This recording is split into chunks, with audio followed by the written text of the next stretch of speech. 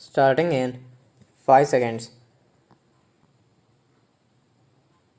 I have listened attentively and with respect to many of the speeches made here, and sometimes I have felt as if I was being buffeted by the ice winds of the Cold War.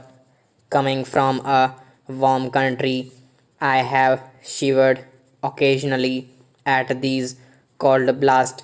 Speaking here in this assembly chamber, an old memory comes back to me.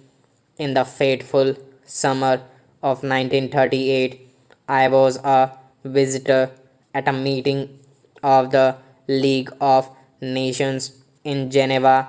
Hitler was advancing then and holding out threats of war. There was mobilization in many parts of Europe, and the tramp of armed men was being heard. Even so, the League of Nations appeared to be unconcerned and discussed all manner of subjects except the most vital subject of the day. The war had not started then. A year later, it descended upon the world with all its thunder and destructive fury. After many years of carnage, the war ended and a new age was ushered in by the terrible experience in Hiroshima and Nagasaki. Fresh from these horrors, the minds of men turned to thoughts of peace, and there was a passionate desire to put an end to war itself.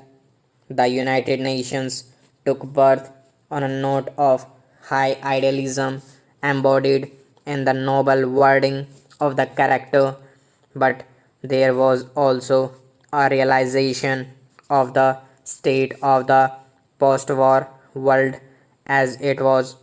Therefore, provision was made in the structure of the organization to balance certain conflicting urges. There were permanent members of the Security Council, and there was provision for unanimity amongst the great powers.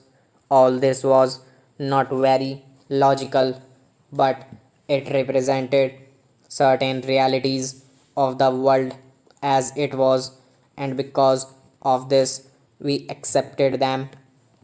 At that time, large areas in Asia and even more so in Africa were not represented in the United Nations, and they were under colonial domination.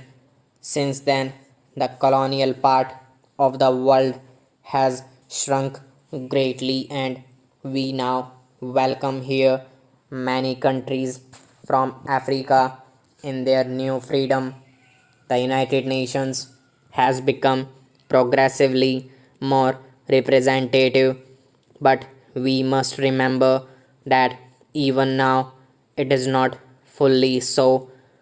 Colonialism still has its strong footholds in some parts of the world, and racialism are still prevalent, especially in Africa. The United Nations has often been criticized for its structure and for some of its activities. The structure of the United Nations, when it started, was weighted in favor of Europe and the Americas. It did not seem to us to be fair to the countries of Asia and Africa, but we appreciated the difficulties of the situation and did not press for any changes. With the growth of the United Nations and more countries coming in, its structure today has become still more unbalanced.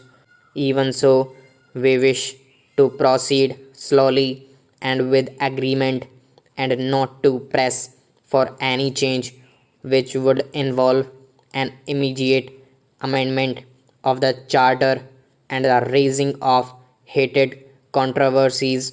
Unfortunately, we live in a split world which is constantly coming up against the basic assumptions of the United Nations.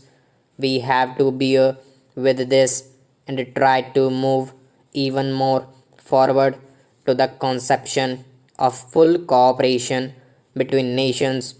That cooperation does not and must not mean any domination of one country by another, any coercion or compulsion forcing a country to line up with another country. Each country has something to give and something to take from others. The moment coercion is exerted on a country, not only is its freedom impaired, but its growth suffers. We have to acknowledge that there is great diversity in the world and that this variety is good and is to be encouraged so that each country may grow and its creative impulse might have full play in accordance with its own genius. Hundreds and thousands of years of history have conditioned us in our respective countries, and our roots go deep down into the soil. If these roots are pulled out with vigor, if these roots remain strong, and we allow the winds from four quarters to blow in upon us, they will yield branch, flower, and fruit. Many of the speakers from this forum have surveyed the world scene and spoken on a variety of problems. I would like to concentrate on what I consider the basic problem of all. My mind is naturally filled with problems of my own country and our passionate desire to develop and to put an end to the poverty and the low standards of living which have been a curse to hundreds of millions of our people. To that end, we are laboring as indeed other underdeveloped countries are doing. Even so, there is something else which we consider is of great importance, that is peace. Without peace, all our dreams vanish and are reduced to ashes. The Charter of the United Nations declares our determination to save succeeding generations from the scourge of war and to reaffirm faith in the fundamental human rights. Stop.